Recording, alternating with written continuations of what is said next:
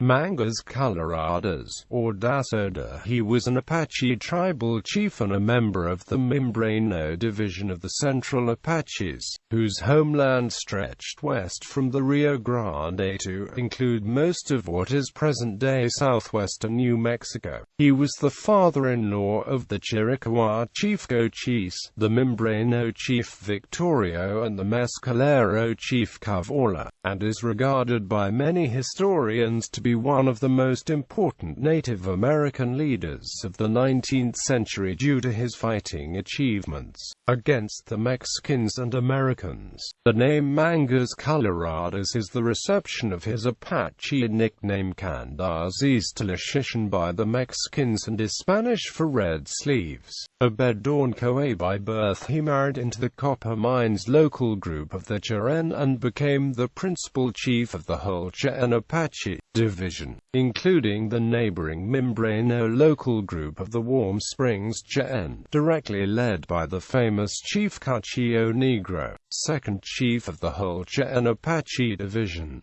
Apache war leader. During the decades of the 1820s and 1830s, the Apaches' main enemy were the Mexicans, who had won their independence from Spain in 1821.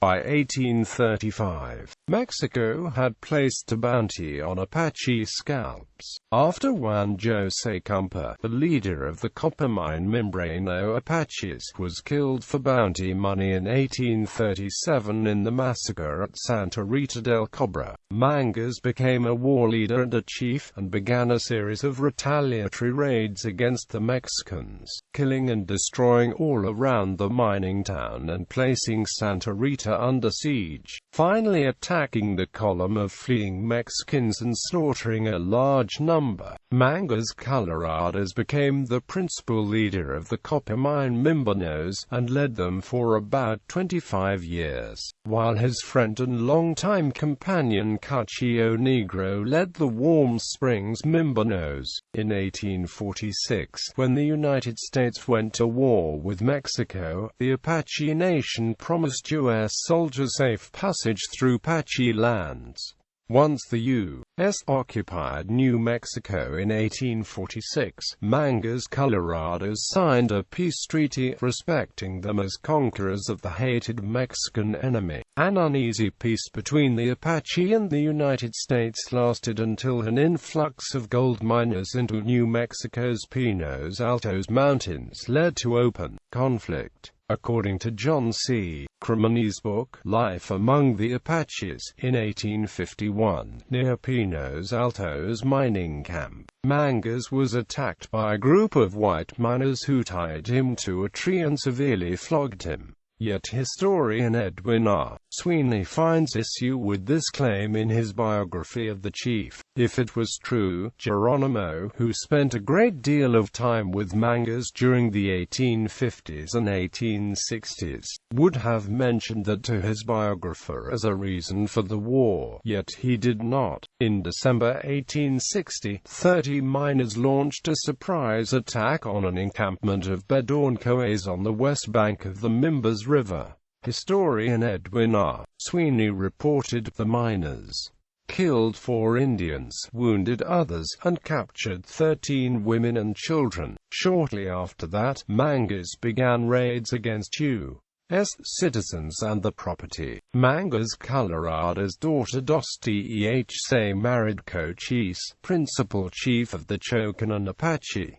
In early February 1861, U.S. Army Lieutenant George N. Bascom, investigating the Indian kidnapping of a rancher's son, apparently without orders, lured an innocent Cochise, his family and several warriors into a trap at Apache Pass, southeastern Arizona. Cochise managed to escape, but his family and warriors remained in custody.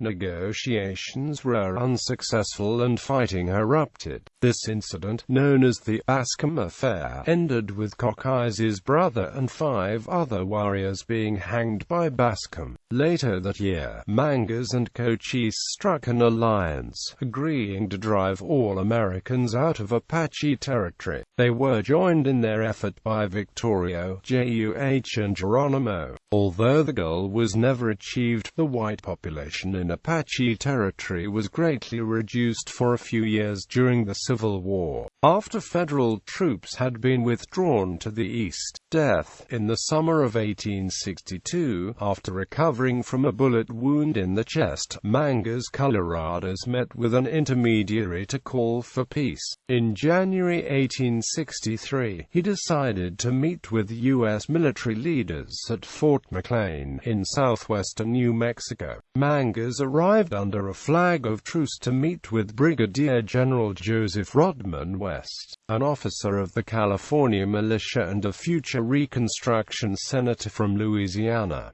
Armed soldiers took Mangas into custody. West gave an execution order to the sentries. That night, Mangas was tortured, shot and killed, escaping. While tied on the ground, Mangas was provoked with red-hot bayonets until he moved to simulate his attempt to escape.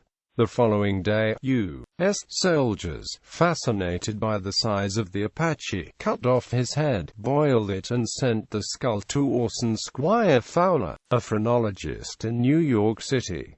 Phrenological analysis of the skull and 2 sketches of it appear in Fowler's book. Daclargy, one of informants in Eve Ball's book, said the skull went to the Smithsonian Institution. However, the Smithsonian has done a thorough search for the skull, and reports that it never received it. Mangas descendants and sources based on the testimony may have confused the Smithsonian with Fowler's phrenological cabinet in New York, where the skull was on display, leading to the misattribution. Another possible fate of the skull was that it was returned to the Apaches by the Smithsonian in a 1990 transfer, but was not individually labeled. The murder and mutilation of Mangas' body only increased the hostility between Apaches and the United States, with more or less constant war continuing for nearly another 25 years.